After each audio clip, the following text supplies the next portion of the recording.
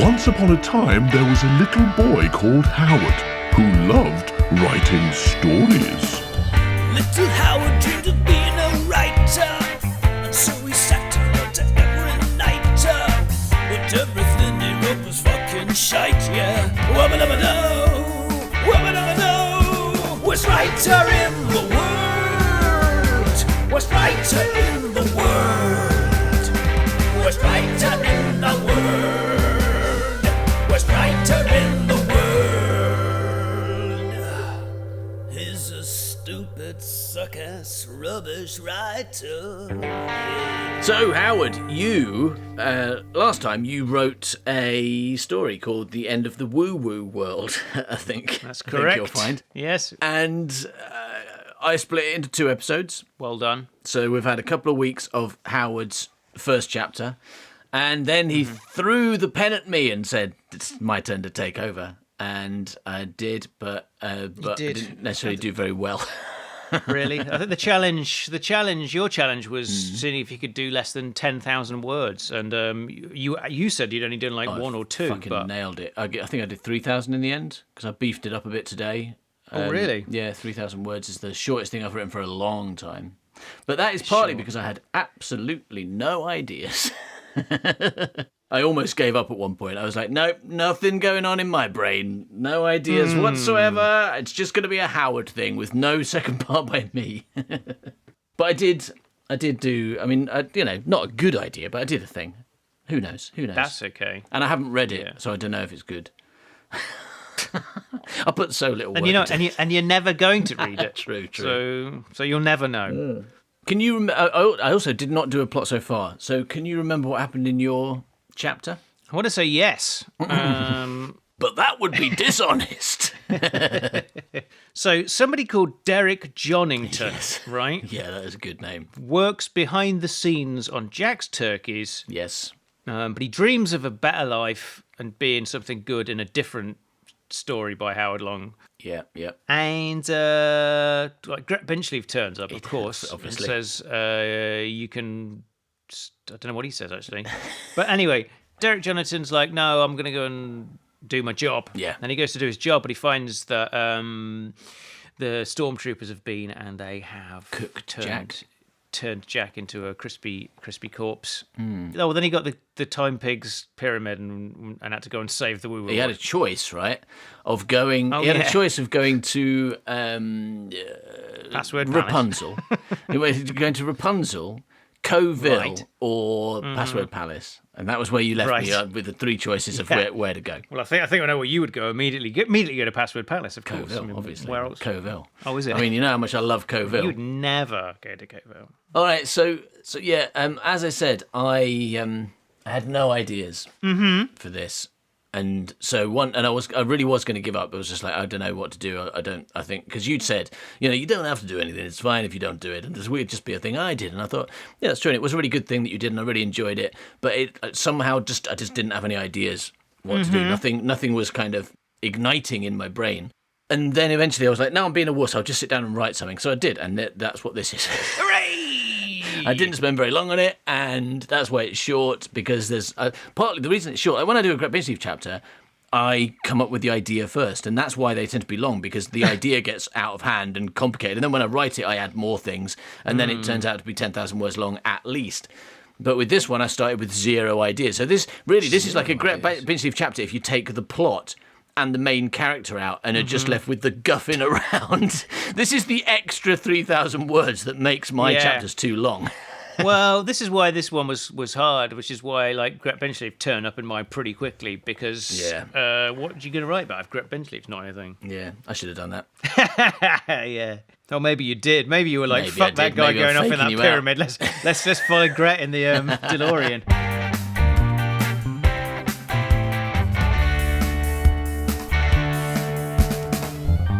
The End of the WuWuWorld, Part 2. Jack's Cinematic Universe. Ooh, exciting. You know how sometimes you write something and then you've got no idea for a title, and so you just put in an idea that you didn't use?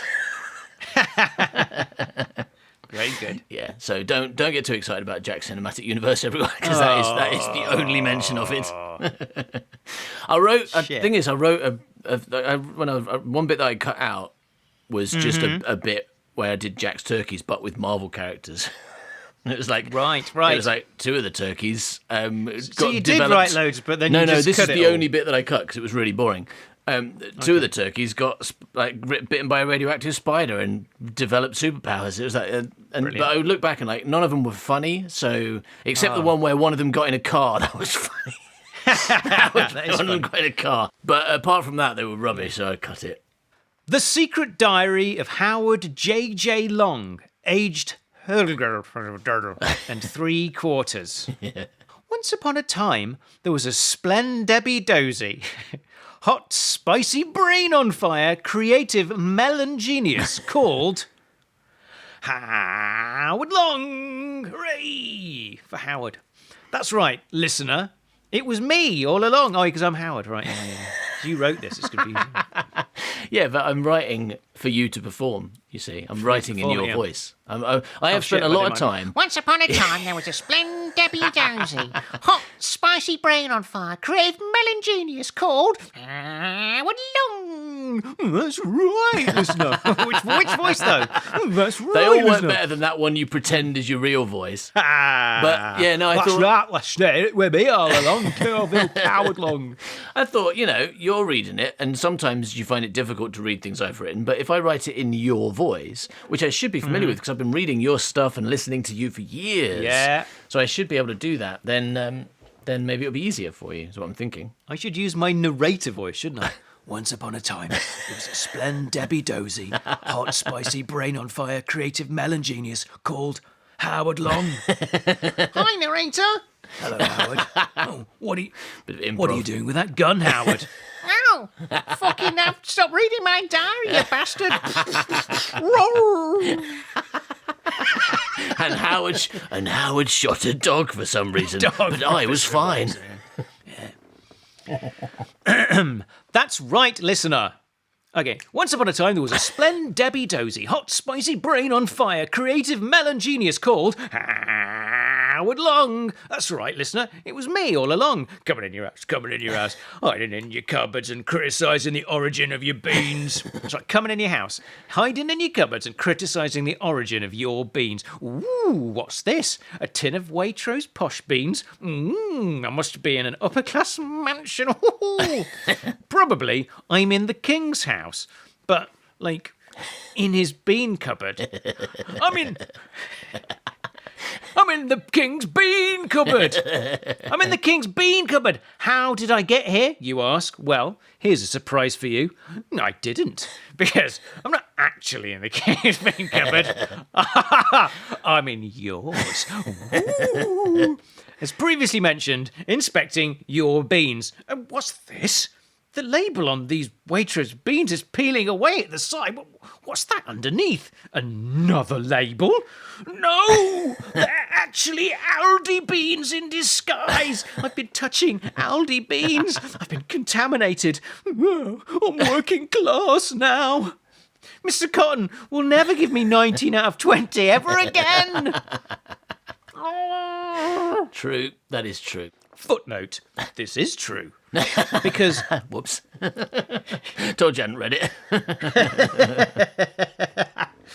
this is true. Because I'm not a child anymore, so don't write stories for Mr. Cotton. Well, actually, that's the first thing you got wrong so far, Rufus. I send him one every week. And he sends it back. Always 9 out of 20. One of these days, I'm going to get 20 out of 20. He's going to read Yeah. it. Occasionally, like, he does write, because, he only ever writes good or something. Yeah. Occasionally, he writes, who is this? But other Please than that, other than that, it's not much. 9 out of 20, please stop. Yeah. So I don't write stories for Mr. Cotton. I'm an adult. So now I write stories for a different English teacher called Rufus. And although those stories are often the same stories with the same characters and of the same quality, Rufus always gives me 20 out of 20 because he knows I'm a clever and good little boy. And brave. Don't forget brave, Rufus. Did I not put brave? No, you didn't put brave. Sorry. But I am. say I am. You are brave, yeah. You never cry. Yeah. And you never write diaries all about how you cry, because you never do. Exactly. So how could you? I'm a clever and good little boy. In fact, I'm such a good and tall boy that sometimes he gives me 1,000,000 out of 20. That's the thing I remember mainly from the first chapter was you talking about how tall you were. And even though it was setting up some joke that I've forgotten, I thought it was really funny that you kept saying you were tall. In fact, I'm such a good and tall boy that sometimes he gives me 1,000,000 out of 20, which is exciting at first, but then he comes down on the number a bit and says 10. So it ends up worse. Yeah. Bumholes. I miss Mr. Cotton. I Mr. Cotton him. I Mr. Cotton him. If only he wasn't too much of a bean snob to give me 20 out of 20. And also too dead to give anyone anything. Except worms some dinner. Wow. Because I'm reading it, you've said really mean. If you were reading that, you wouldn't have left that in. But you're like, well, Howard always says mean things. Yeah, I'm writing in your character. That's what I'm saying. I'm trying to write like you do. So I'm channeling your Great Bench Sleeve chapters, and your attitude and the way you put yourself in as the narrator character as well as. Yeah. You are important in your characters, in your chapters. Sorry. In my chapters, yeah. Yeah, and you couldn't have a good Howard chapter without Howard. I mean, that's true, right? Didn't really need to say that. Yeah. Yeah. You should put me in yours more often. I think that's what we've learned here. Yeah. Once upon a time, there was a Howard, and he was me, and he was good, and he was tall. But then he moved to London, and he wasn't tall anymore. Oh. Because it turned out that he'd just been living in a town where the average height was 1.5 meters, or 5 feet if you're a leg monster, or 5 feet if you're a leg. I got it. Yeah, because of 5 feet. You see, because of the feet. Yeah. Not that leg monsters. I'm not saying leg monsters are short. I'm saying they have a lot of feet. Yeah. Do they though? We don't know that. We know they've got a lot of legs. Nobody ever said they were feet on the end. They're not feet monsters, are they? Yeah. Yeah. Okay. Good point. In London, Howard was a tiny gnome person. Who had to be very careful not to spend too long in anyone's garden, or they'd put a red hat on him and make him hold a fishing rod forever. Fortunately for Howard, he made up for his lack of body tallness by having an extremely tall brain. Yeah. Yes, he did. Howard's brain was so tall it could reach all the highest idea shelves where the goodest and sexiest ideas are kept. Yeah. We know that. Those ones are right at the top, aren't they? The sexy ones. So, Howard wrote lots of Brillo stories, like that one where some kids go on a bus. Or that one where some moles eat humbugs and die. True, they are good, but I really like both those stories. I really, honestly, do really like those, and they're two of my favourites. or that one where Doctor Who plugs a Walkman into Ace's imagination and makes her run through London naked. Yeah, I think that's what happens. Was she naked? I don't know. I mean, I didn't check, but I'm pretty sure. Pretty sure she was. She is now. She is now in the rewrite, definitely. Yeah. Because you thought that the new adventures meant just like basically writing about Ace's sex life and not having her naked. It did. Yes, there was no doubt that Howard, me, wrote all the best stories. Them. Very good. Howard's brain was sharp as a whip. Whip, whip, whip. And he was sure to find success and fame by the time he reached adulthood. He didn't. He didn't. He didn't. That's what it says here. What about that award-winning feature film? What about that? Hey, this what is about what about charting at 27? This is a fictionalized version of your life. I mean, this is a version of your life that, like, I'm aware of. I mean, you may have found success in other places, but all the bits that I was involved in, you didn't. Yeah, no, I didn't. That's what it says. I didn't. He didn't. He didn't. Why does no one want to read my Brillo stories? Except Rufus, who thinks they're Colin Baker balls, Howard wailed. Why can't I write Doctor Who instead of Mark flipping Gatiss? Even my worst Doctor Who script, conflict. What's conflict? It's a really, really good Doctor Who script, but of your scripts, it is the worst one. That's the word, what, conflict? But it's got the leg... It has got leg units in. It's got some great. It's fun to watch. It's not fun to watch. It's fun to listen to, but it is as a script. It's so confusing, and I don't know what's going on and why are there Daleks and Cybermen both drilling on the planet and for gold. Well, I mean, they're looking for filluranium, aren't they? And the lost stone. Yeah, of Valos. let's not forget that. No, the thing is, to be honest, conflict. And then the Daleks going to get some gold and give the Cybermen a shower. That's what that's about. Absolutely. God, that's what conflict is like a real Doctor Who story, i.e. boring and confusing, right? Yeah. And it is way, way better than anything Mark Gatiss has done. That's what I'm saying. But the trouble is that all your other Doctor Who stories are fucking amazing. And so they make conflict seem bad by contrast. It's like Siege, the Aranthrans, and the TV station, and John watching the racing from Silverstone. It's so good. Amazing, yeah. Doctor Who having a nap. Yeah, totally. Candle of Ever is a masterpiece. Absolutely no notes about Candle of Ever. It's perfect. The Firm there's so much going on in The Firm. It's so exciting and I love it an enormous amount. Am I missing any? That one where Doctor Who invites you to his TARDIS and gets tied up by Daleks. Amazing. Yeah. Amazing stuff. Big Wolf Riding Hood, whatever it was called. Wolf, Blood Red Terrorhood. TARDIS is 5. TARDIS is 5 has the Cyberloan drilling, and not only was that amazing as it was, but it got better because you rewrote it as Creature of Aggression, and that was amazing. So your Doctor Who scripts and stories are fantastic, and I mean that with no irony whatsoever. But conflict is good, and that's not Howard level of Doctor Who. That is, but still better than way better than Mark Gatiss, who is very substandard. Okay. That's fine. I'll take that. Yeah. Why can't I write... What do I sound like again? Why can't I write Doctor Who instead of Mark flipping Gatiss? Even my worst Doctor Who script, Conflict, is better than anything he's written for Doctor Who. Life is so unfair. How come Jasper Ford can get published when my least good story that I ever wrote... Forget Me Not is better and funnier than Jasper Ford's best book. Impossible to say which that is. They all suck the same. Oh, why don't people love me and stop and point and say I'm good? Yeah, the thing is, when I wrote that paragraph, I wrote that Conflict was your worst Doctor Who script, which I do believe, but I also believe it is absolutely of Doctor Who standard and therefore good.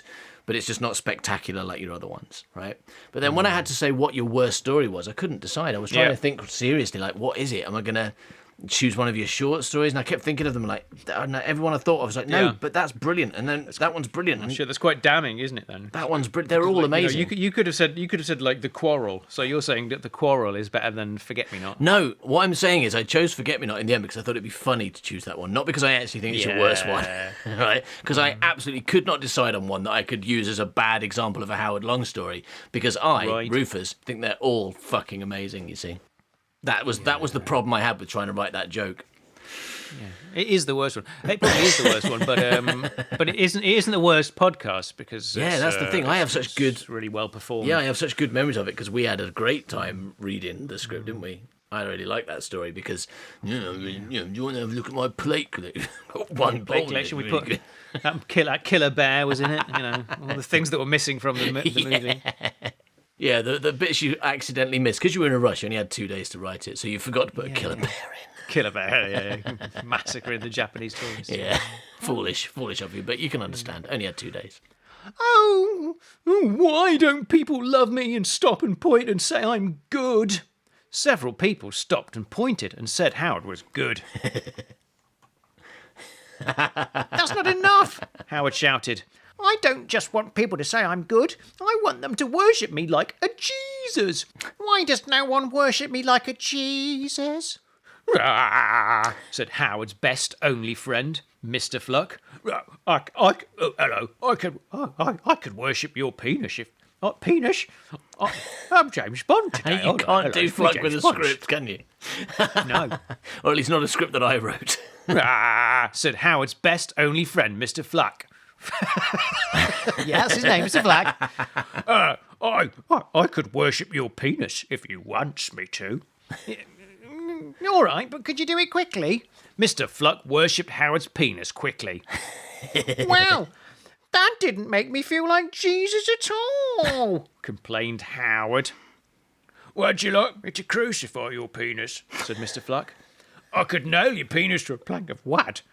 Like that, should be able to get myself a plank, get myself a bit of wood. Hello, hello, hello. Bang, bang, knock, knock, banging the nails. Knock, knock, knock, knock, knock, knock, knock. Ow.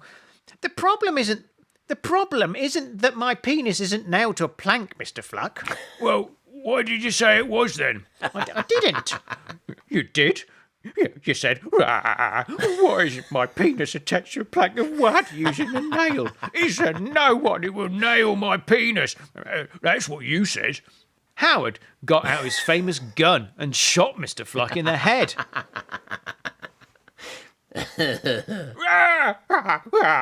You've shot me in the nonce. I've got one hell... Oh, blue cat. You shot me in the nonce. I've got one hell of a gun bullet nonce ache. Pretty poor Mr. Fluck. He's got a massive hole in his nonce. My famous gun, said Howard, patting his famous gun. Yeah. Yeah. My famous. Yeah. Told you I had no idea. It's funny how it's good. It's funny how like Doctor Who, Brett Benchley, and Howard now have a famous gun. Their famous guns must be like vying to see which can be the most famous gun. You know, sometimes you have an idea, like Doctor Who says, my famous gun after shooting people. And you're like, that's a good idea, I'll use it for Gret Binship as well. And that works. And you're like, well, it worked twice. Might as well use it a third time. Yeah. My famous gun, said Howard, patting his famous gun. And then works. patting the bone. It doesn't say that. It should do, it should. I suppose Mr. Fluck just patted the bone, didn't he? So that's all happened already. Yeah, that's okay. I know what I'll do, said Howard. I'll become successful and famous and a sexy Jesus by writing something, dun dun dun, really good. Howard picked up his pen and began to write something really good. It should be he picked up his famous pen, shouldn't it? Yes. Howard picked up his famous pen and began to write something really good. Hang on a minute, that's my gun, said Howard, accidentally shooting his typewriter. Yeah. I said, why have I been typing on this dog for? No wonder everything I write's rubbish. At least I've learned now. Anyway, I'm just off to the dog shop to get myself a replacement dog. Brand new typewriter. Get a new typewriter from Yes, new typewriter, yes. What is the name of the famous Battersea. dead dog Battersea? Yeah, dead dog place, Battersea. Yeah. I'm just off to get myself a new typewriter at Battersea Old Typewriters Home.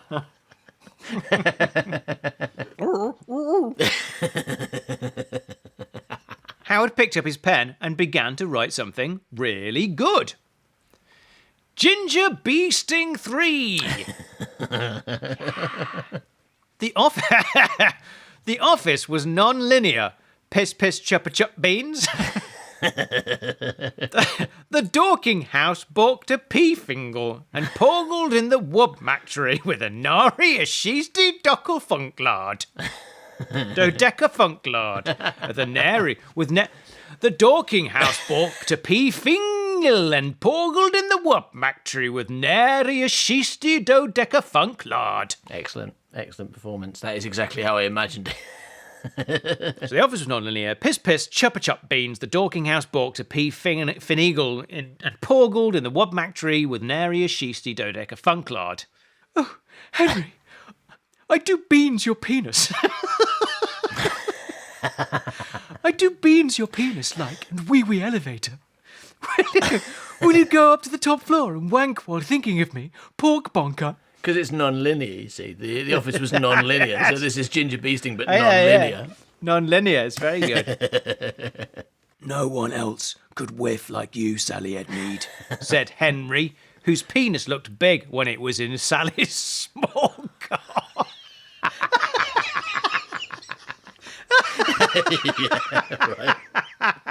That's true. It would make your penis look big if you were in a Mini. Yeah, it's good. Yeah, and also, you know how they say, like, when people drive, like, sports cars or big cars or expensive cars, people are always like, oh, must mean you've got a small penis. Well, I assume, therefore, the opposite is true.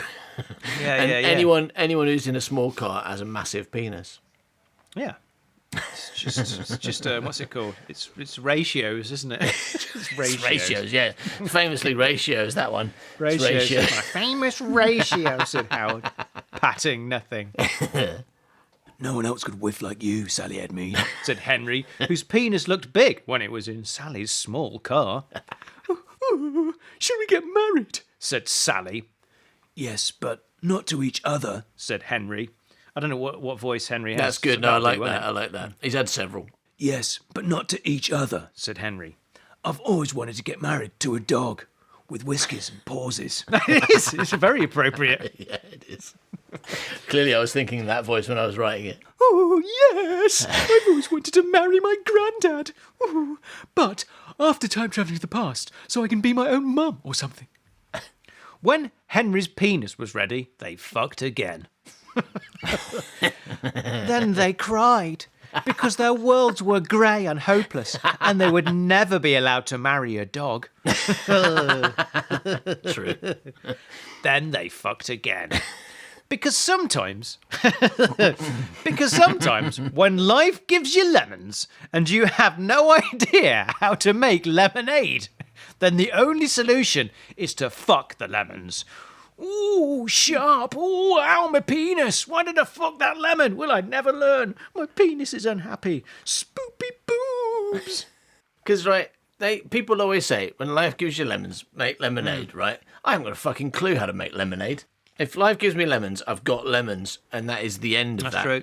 And but the thing about lemons is you can do more with lemons than just make lemonade. You can make all kinds of things. In fact, I would say don't fuck them. That's not a real suggestion. No. But lemonade is just one small possibility in a myriad of lemon possibilities. Because sometimes when life gives you lemons and you have no idea how to make lemonade, then the only solution is to fuck the lemons. Ooh, sharp. Oh, my penis. What? Why did I fuck that lemon? Will I never learn? My penis is unhappy. Spoopy boobs. Maybe I'm not cut out for writing erotica, said Howard, who wasn't. I know. I'll make everyone love me by writing my autobiography instead. Howard picked up his quill and began to write. My Life Story by Howard Long, aged now and a half. So I'm doing my proper speaking voice now. Once upon a time, there was a little boy called Howard. Except he wasn't little, he was tall. So tall, he could reach all the high shelves where his mum kept the biscuits. If he stood on a chair, yummy biscuits. Howard ate all the biscuits, especially the huge rectangular biscuit on the wall. Especially the huge rectangular biscuit on the wall in the kitchen where his mum pins bits of paper. Oh no! I had to go to hospital because I ate a whole cork notice board. And they cut my legs off, and now I'm short. It is interesting to note that they didn't actually cut my legs off. I was just doing a joke. I like jokes about having or not having legs. I do. Yeah, I do. So do I. That could be a good T-shirt. Head over to manbycow.com, manbycow.com, and get yourself a I like jokes correct. about having or not having legs T-shirt. All of the T-shirts that Howard promises you can have, except for about 3, you should go to manbycow.com to get them. I hope one day to be instrumental in the invention of a character whose entire existence revolves around leg ownership. Anyway, they didn't cut my legs off, but the doctor did say there's something wrong with my brain. Yeah, take that, Rufus. You're not the only one with a rubbish broken brain, because Howard's got one now and getting some of that sweet attention and sympathy, and girls will like me because I'm moody and interesting. The doctor said that I was suffering from TSTBATEBP, which stands for too simple to be able to eat biscuits properly. So I have to go to remedial biscuit eating class. It's the handwriting thing all over again. Why does no one understand my genius? Anyway, I went to remedial biscuit eating class, and we had to work in pairs. And the teacher forced me to work with Faith Bayless, even though she's a girl and I'm not. That was the problem, right? I feel like that was the problem Yeah. in my life, in the first version of my life story. Yeah. And then I failed the class because when the teacher said... When did this become Greg Bitchleaf? That's what he would... Anyway, I went to remedial biscuit eating class and we had to work in pairs. And the teacher forced me to work with Faith Bayless, even though she's a girl and I'm not. It does work better, yeah. Because I based Greg Bitchleaf on you, so it works perfectly. And then I failed the class because when the teacher said, "You may now eat your first biscuit," I thought he said, "You may now eat Faith Bayless." And so I did. But that was wrong.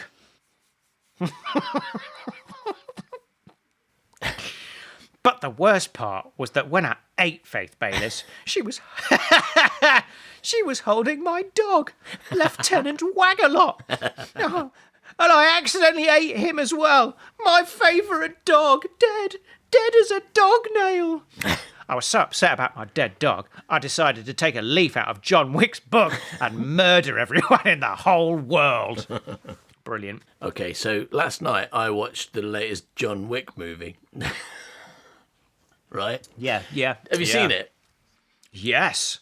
What the fuck? At which point did they just decide that all this film is about is murder? It's just it's 2 hours and 40 minutes of murder. That's all it is. There's no plot as far as I could tell. It's just the plot is John Wick has to murder this guy, but it's difficult to murder this guy. Yes. There's not even a dog in it. Well, there was a dog in it, but there's not even a dog plot in it anymore.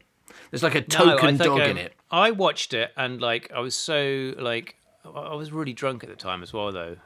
But I remember making copious voice notes on my phone. I haven't listened to anything about it. But what I remember about it was thinking it was just like I don't play computer games, but it seemed just like a computer game. Yes. Because the thing is, when John Wick murders someone in a very specific way, he then has to do it another 11 times. It's like when he was killing people with horses in the other one. In this one, he would kill someone in a specific way, and then he'd kill another 10 people that, like you do. Like you've only got so many actions because it's a robot. Yeah. And I've also noticed as the films go on, it in the first film, John Wick killed people really, really easily. Like the weird thing about the first film, obviously the good thing about the first film was that the plot was someone killed his dog, and so he killed everyone in the world. Yes. And that's a funny plot, but you can only really do that once. And now the other films are just he kills everyone in the world for no reason. He just murders everyone he comes across. But it seems like every movie it gets more difficult to kill people for him. Because in the first film, it's like bang dead. And he's like, the thing about the first film is he's just killing so many people. But in this one, every single basic hench person he meets, he has to beat them and shoot them for about 2 minutes before they die. And I feel like that's been building up over the movies. No one in that film died easily. It was like he would shoot someone in the head and they would get up and attack him again until he shot him in the head a couple more times, and then they fell down, and then he shot him in the head just to make sure. It was like a zombie film. They wouldn't stop. It was weird. It is a computer game. It's like you're on level 4 now, and it takes a lot more mana to murder people. No, it really is. Also, most of the film, I feel like the films have had one thing that's funny about them, right? Number one was definitely he's killing everyone because his dog got murdered. One of them was about the horses. That horse scene was hilarious, right? In this one, I think it was the fact they went, you know what, let's have a character who's blind, but he can see. Right? That was their brilliant idea for a character, right? He's blind, right? But he can see really well. And that's the plot. And they never come up with a reason. It's not like Daredevil where they go, oh, he's got superpowers because he got some fucking radioactive waste on him and now he can hear vision, right? Is that what happened to Daredevil? That's what Daredevil. The deal with Daredevil is he uses his hearing to see, right? Which is fine, whatever. It's a superhero thing. It doesn't have to be realistic. But this guy, He's just basically throughout the film he's murdering people in just a he can see way. But then there was a scene in the middle where he's playing cards, right? He's playing cards with a bunch of people, and he's like, "Well, that blind," and he's like makes a joke about it, like, "Oh, well, I'm a blind bloke playing cards. How am I going to know?" But then he says a joke, he's like, "I've got 4 9s, ha ha," and then he puts the cards down, and he has got 4 9s, and he like rubs his hand over these cards, going, "Yeah, I got 4 9s." Then he tells the other bloke what he's got, and it's like, this is just a person who can see, right? This is not representation of disabled people. When you're like, "Oh, I'll tell you what, I've got a brilliant idea. We're gonna have more representation for disabled people in our movie. So this guy's he's in a wheelchair, but he can walk."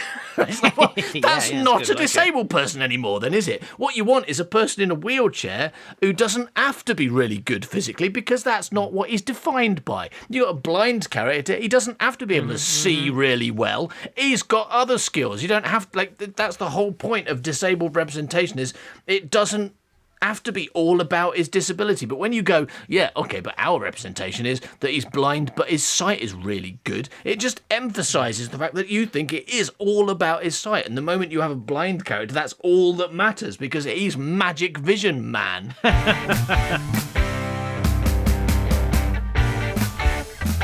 So, Howard, I've been meaning to tell you something for a few weeks now. I've got to admit something to you. You know our Patreon. I've met Patreon, yeah. Most of our content goes on Patreon, and people very kindly pay us for it, for that enormous amount of work we do. They very kindly give us a very small amount of money, right? Of course. Man, I'd be very, very angry if they didn't give us any money for it. I've got something to tell you. Oh, yeah. Because Patreon recently created this new thing, which is called free members. Right, where people can join our Patreon without giving us any money, without signing up. They don't need payment details. What? It's not like, oh, give us your card details and we'll charge you in a month. It's nothing like that. They just need an email address and they can be part of our secret gang. What? And obviously, if they did that a month ago, they would have got nothing. They would have got nothing because all our stuff is restricted to certain prices. Yes, let's give them nothing. These freeloaders coming on Patreon.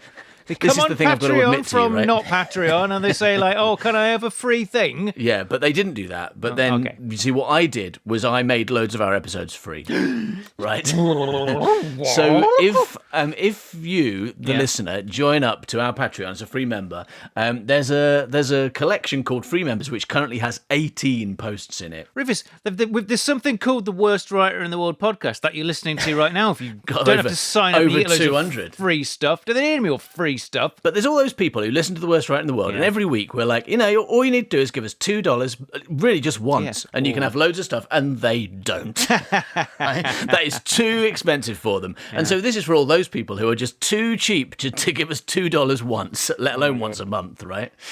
So this is absolutely free, no commitment, no payment details, nothing. You give us nothing at all, and we give you, for example, a free episode of the Mike and Brian tapes. Ooh. Half an hour of just Mike and Brian chatting away about all kinds of stuff. That's good stuff. A couple of episodes of the Secret Gang podcast, including Rufus Does Desert Island Discs, the copyright busting episode.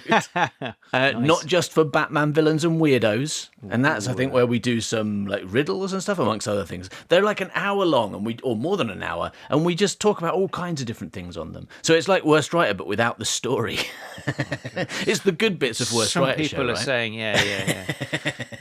There's an episode of the Mr. Floodcast, and not the one that's available on Worst Writer in the World. A second episode that you can get for free, and there's only 10 of them in total. So you've got like 20% of Mr. Floodcast for free. So if you're the one person that enjoyed when we released that, maybe you could get this one as well.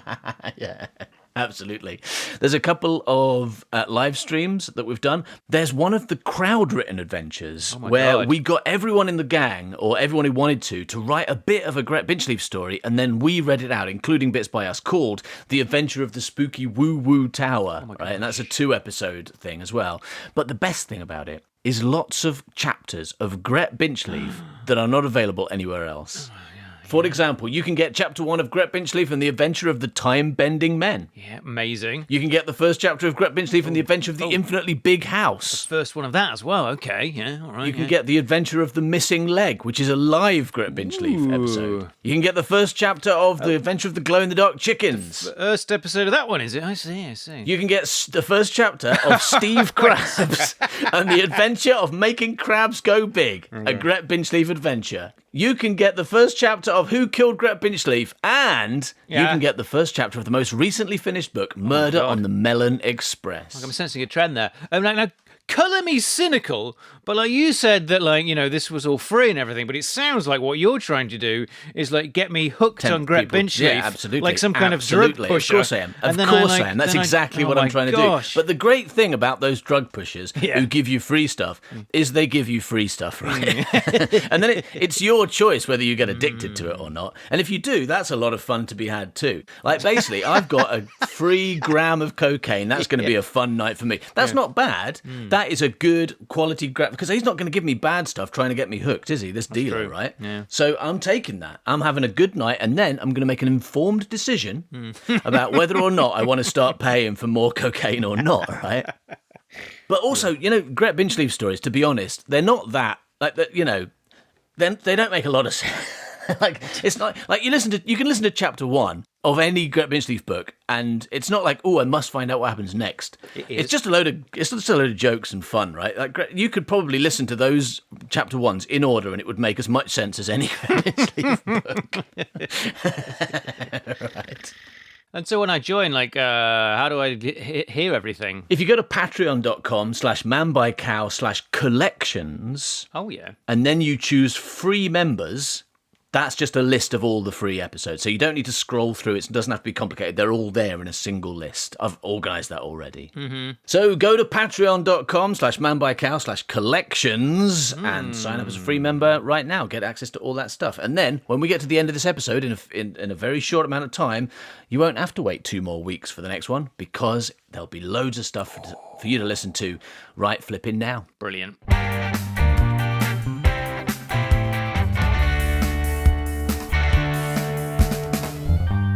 I decided to take a leaf out of John Wick's book and murder everyone in the whole world. "Ah," said Mr. Fluck, who was still bleeding out of his head hole and onto the carpet. "Pity poor Fluck, dying on the floor, and no one to kiss him goodbye on the penis. Won't someone kiss my wilted penis? Gorbilla! Gorbilla! Ray! Gorbilla famous for 3 things. 1. Him like banana. 2. Him drink chocolate milkshake. 3. Cup of tea.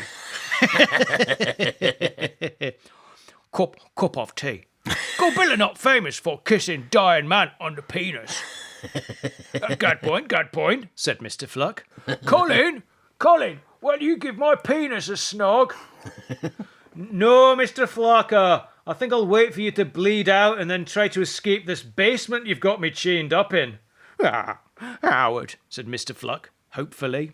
Why aren't you dead? Asked Howard. I shot you in the head. Yeah, well, I don't keep my brain in my head, said Mr. Fluck. I'm like a chicken. True. Where do you keep it then? Said Howard. In my bum. That's why I'm always thinking about bumming. Mr. Fluck loves bumming, 'cause his brain's bumming, his brain is bum. He's gonna bum your brain with his brain bumming thumb. And I wrote all of that. I'm amazed you knew the tune. Well done. Howard shot Mr. Fluck in the bum, and Mr. Fluck died. And so did Gorbilla and Colin, because they were just Mr. Fluck doing voices. My famous gun, said Howard, waggling his famous gun. And you know what? Murdering Mr. Fluck gave me a feeling of great power. And we all know that with great power comes great gunability. Of course. The perfect whale to... Whale? Perfect whale. Perfect whale. The perfect way to feel like a proper Jesus. I'll go on a murder spree. Yep.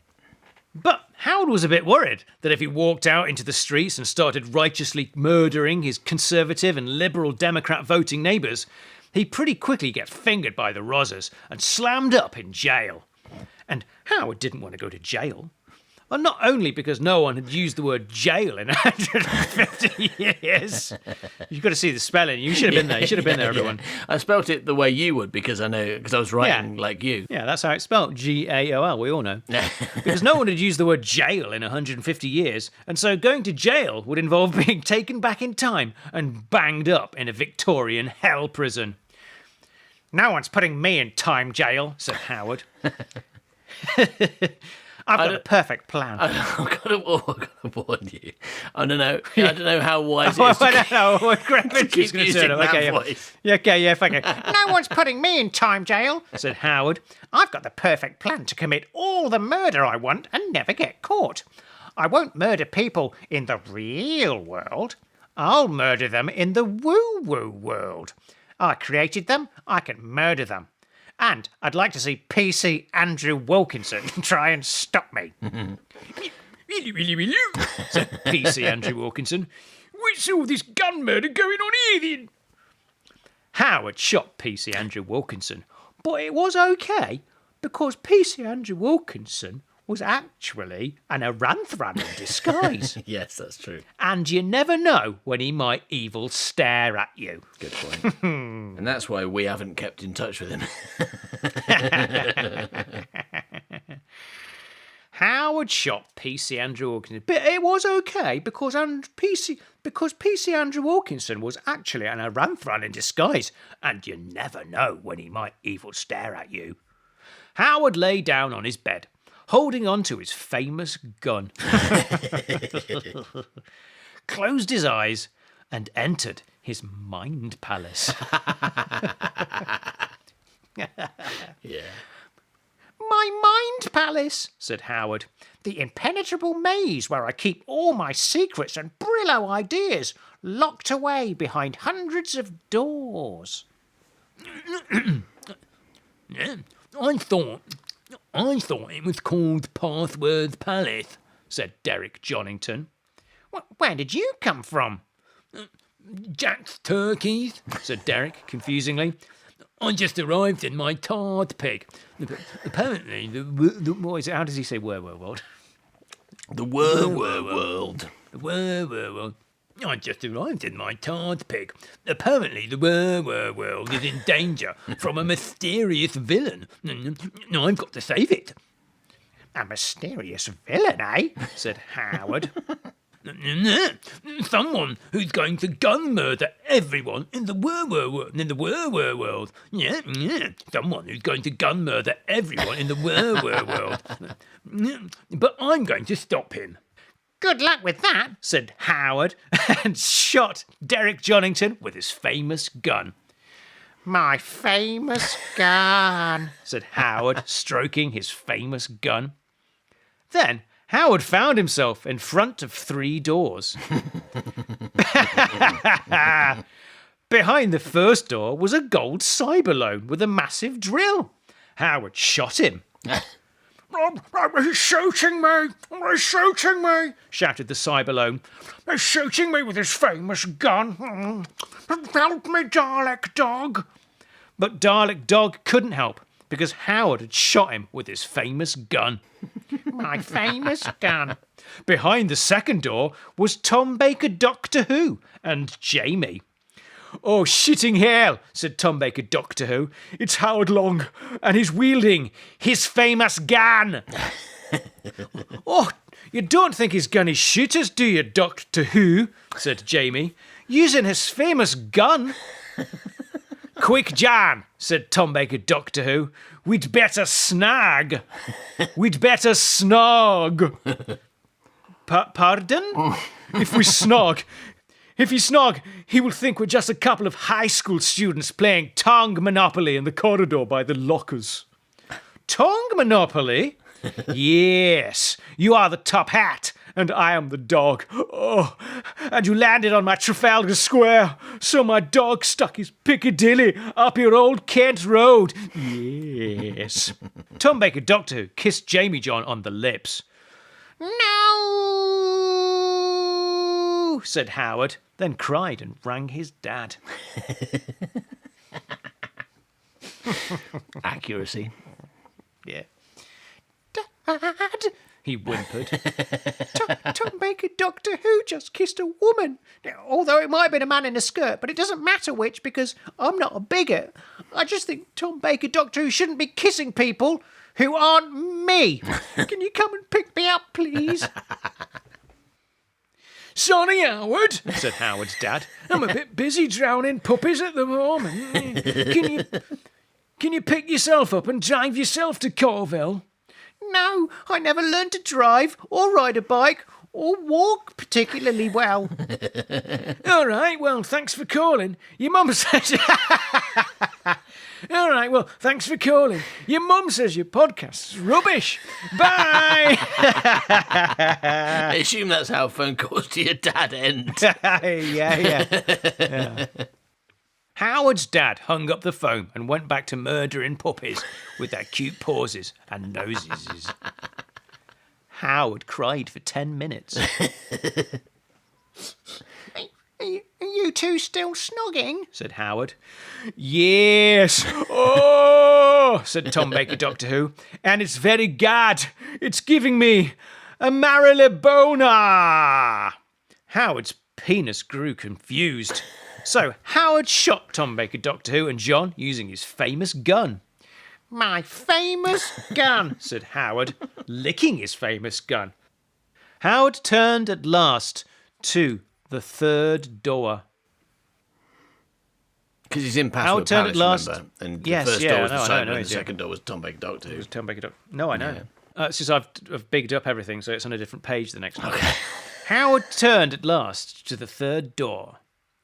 I hope there's not a wizard behind here. Said Howard. I haven't written to Titch in ages. I've no idea what he's been up to. If the wizard sets me a how well do you know Titch test, I'm sure to fail. Howard opened the door and was relieved to find no wizard behind it. What he found instead was a Gret Binchleaf adventure in full swing. Around about chapter 2, before it hits the lull. Right, though. Yeah. Yeah. Chapters 1 and 2, pretty good. Everything else, depends. Yeah. Depends on the book a bit. I'll tell you what I think, Said Gret Binchleaf. I think pork, gnarly, whiff, waff. Somebody really couldn't be bothered to try. I also think, Gret continued, completely unexpectedly, that it's about time Gret, Brill Bananas Binchleaf, put an end to this foolishness by using his famous gun. Gret Binchleaf patted his famous gun, My famous gun. said Gret, His famous gun. said Howard approvingly. Gret was facing off against a villain Howard had never seen before, which was weird because Howard had invented at least half of the Gret Binchleaf villains, probably more. This villain was a bear from the waist up, but had the legs of a dolphin. He also had a big squirrel tail and was wearing face goggles. No. Do you remember the voice? It's in the back of your throat. I am Head Nog. I am Head Nog. He said. Who? Said Gret. Head Nog, the main villain from Steve Krabs and the Adventure of Making Krabs Go Big. I don't think his name was Head Nog. It was, and I should know, because I am him. A bit more like the Stots than the Head Nog, but close enough. I was going to Whatever. I am Head Nog, and it was, and I should know, because I am him. I'm pretty sure I'd remember meeting someone called Head Nog. Because I'd remember laughing at him and saying, "Ha, your name's Head Nog, what a loser." And then punching him until he stopped living. You didn't meet me. It was the other Gret who was actually Inuku without his memory because he got evil shape-shifted by Jimberlin thrown back in time. That sounds needlessly complicated and annoying, said Gret. What do you want anyway, Head Nog? I have come to steal your head. Obviously. What? Like Pope Mordecai Cymbeline in The Adventure of the Complicated Head? No, completely different, for I am Headnog. Burglar of eggs, burglar of heads. I am a head burglar. Good pronunciation. Burglar, is that right? Burglar. Yeah, you're doing well. Burglar. Burglar. I'm not helping with the I'm not. This section you're on your own. I'm not helping. He's going to burglarise your head, said Stephen Chunks, who was also there. Ew. He gonna steal my nog as well? No, because nog is an acronym of not a otter gotter. Head not a otter gotter. Because that's what you'll be after I commit head burglary. Burglary. Because that's what you'll be after I commit head burglary. Right? Head burglary? Is it burglary? Head burglary? Head burglary, yes. He's going to commit head burglary, shouted Stephen Chunks. It's amazing how none of these characters know how to pronounce burglary. Burglary. He's going to commit head burglary, shouted Stephen Chunks. Ew. Head nog, said Gret. more like dead nog. Gret shot Headnog right in the head. Then, just to be sure, he shot him in the nog as well. My famous gun, said Gret, stroking his famous gun. No, my famous gun, Said Howard, and shot Gret Binchleaf. Then Howard went big. He turned into a massive Godzilla and marauded through the WuWuWorld, stamping on mole people, sitting on busloads of children, and punching Hemlock Chase so hard it fell down. Said Howard. Howard Hulk smashed his way through the streets and forests until he had completely destroyed. Unexpected. Yes. Yes. He's the one doing it. He gets to choose what he smashes through. Streets and forests. That's what he's doing. Okay, then. Oh, he's going through streets and forests. Forests. Howard Hulk smashed his way through the streets and forests until he had completely destroyed all his creations. No more Jack's Turkeys, no Time Pig, no Woggy the Doggy, no more Smith, and no Gate. No Ajax the Barbabian, who, if he puts on a T-shirt, it turns into a sofa. No pin-ups of sexy racehorses called Dansford Blue. No exploding children, or cutting their penises, penises off. No exploding children, or cutting their penises off for absolutely no reason. There's a very good reason. No whipping. Whip. No one called Daft John, although that had always been the case. There was someone called Prince Kong, though. I'll give you that. There was definitely someone called Prince Kong for some reason. There was. No invisible polar bears or taster skeletons. And absolutely no more mojito nonsakes. The WuWuWorld was no more. or was it? The end. Little Howard dreamed of being a writer, and so he sat down to every nighter. But everything he wrote was fucking shite, yeah. Wubba-dubba-doo, wubba-dubba-doo. Worst writer in the world. Worst writer in the world. Worst writer in the world. Worst writer in the world. Thank you for listening to this episode of The Worst Writer in the World. Go to patreon.com/manbycow/collections and choose free members if you want a load more free stuff by us. Bye-bye, milk. Bye-bye. He's a stupid, suck-ass, rubbish writer. Yeah.